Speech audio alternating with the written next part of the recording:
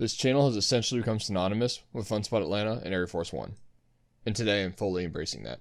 Welcome to the most in-depth analysis of ArieForce One that you have ever seen.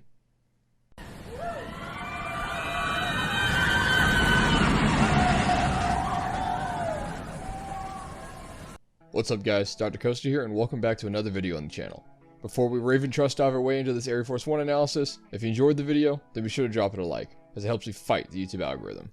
While you're at it, subscribe to the channel as well for more roller coaster and theme park content just like this. In May of 2021, FunSpot and RMC sent waves to the coaster world when they announced a partnership to build a new coaster at the recently acquired Atlanta location. Not many people knew much about this park, or that it even existed in some cases, but it is about to be home to one of the greatest RMCs ever created.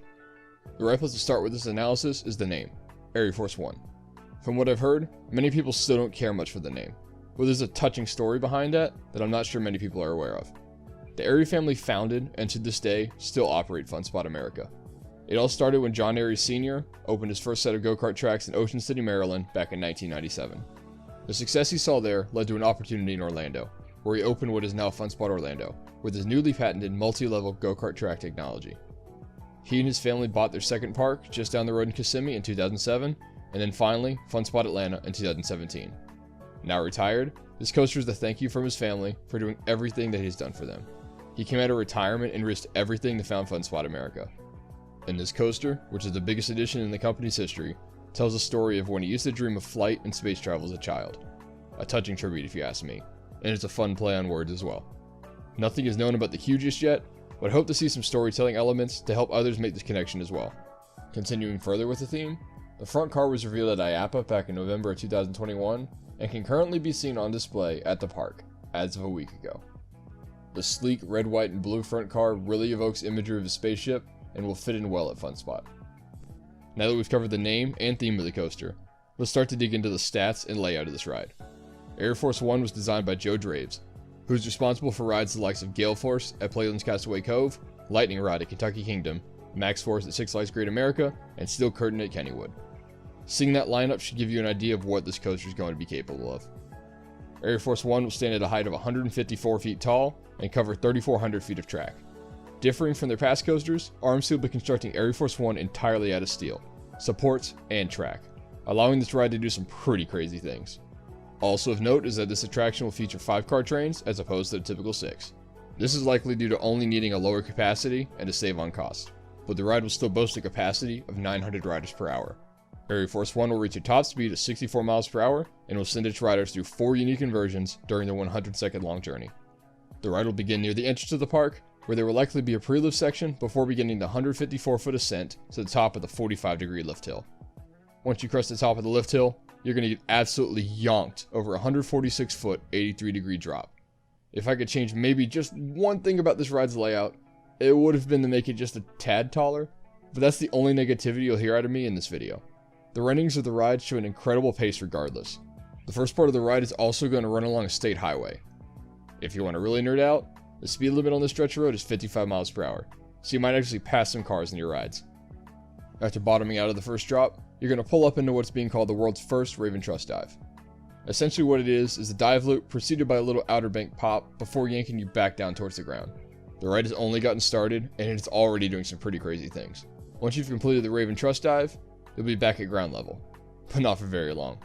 You're going to hit a small airtime pop and almost immediately get sent into the longest zero-G stall in North America. At this point, you're probably starting to think, wait a minute, isn't this just a steel version of Goliath at this point? And you wouldn't be 100% wrong. But that's the start of an interesting trend for ArieForce One. It borrows a lot of elements from other RMC coasters built in recent years and puts them together to make up its own legendary layout, as well as adding in its own flair. Next up is the Outer Banked Airtime Hill, and for some people, this is the most anticipated element on the entire ride. This element is being compared to the one on Steel Vengeance, except on an obviously smaller scale. For those that have experienced that element, it is heralded by many as one of the greatest coaster elements ever created. This Outer Banked Airtime Hill should provide some great sideways airtime while being yanked back towards the track and then back down into your seat. I would call this a standout element, but this ride has so many I honestly won't know what is and is not until we all get on it this summer. Out of the Outer Banked Airtime Hill, you'll get a second or two to catch your breath before another airtime moment. This one being a double up into what FunSpot and RMC are calling the Big Drop.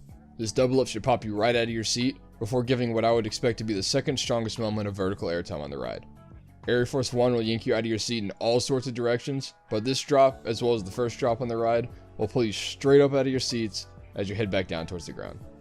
Remember when I said RMC One would borrow elements from other coasters while adding in its own flair? Well, this barrel roll over the Parks Arcade building is where this ride really starts to shine on its own. RMC is known for their zero-G rolls, but this barrel roll over the arcade is incredibly unique and seems like it'll perform more like the Mosasaurus roll in Velocicoaster than zero-G rolls typically found on RMC hybrids. ArieForce One is also going to sprinkle in some intensity following the barrel roll. This is a complaint that many intensity junkies had with other RMC hybrids that was apparently finally quenched with the opening of Iron Gwazi. After a small off-banked airtime pop that they are calling fakey airtime, you'll hit this turnaround, which is being called the 3.75G ground hugger. And as you probably already guessed, it will in fact pull 3.75 Gs. As previously mentioned, RMC enjoys sprinkling zero-G rolls in their coasters, and ArieForce One is no different. Before popping back over the arcade building, you'll traverse the zero-G roll and get spit out into probably the most uniquely named element that I've ever heard of, the chili dip. Apparently, according to Jake Kilcup, who is the COO of RMC, the name was a quote, Alan Schilke special. So who can complain about that one bit? Speaking of Alan Schilke, he's responsible for the quad down on Lightning Rod, one of the greatest airtime finales ever on a coaster. So what better way to round out ArieForce One, right? While it is not coming down the side of the mountain or going to be quite as aggressive, this element, combined with the preceding chili dip and the pop into the final brakes, should provide a run of 6 incredibly fun, consecutive airtime moments. The quad down is going to run right along the midway in the center of the park, and the brake run is going to be right beside the entrance and exit to the park. This should provide a fun interaction with passersby as you wrap up your ride on ArieForce One. Thank you all for watching. That was my in-depth analysis of ArieForce One, an RMC hybrid coaster opening this summer at Fun Spot Atlanta. What part of ArieForce One are you most excited about? Let me know in the comments below. If you enjoyed the video, then be sure to give it a like, and subscribe for more roller coaster and theme park content just like this. If you want even more content, then be sure to follow me on Instagram, where you can find me at Dr_Coaster.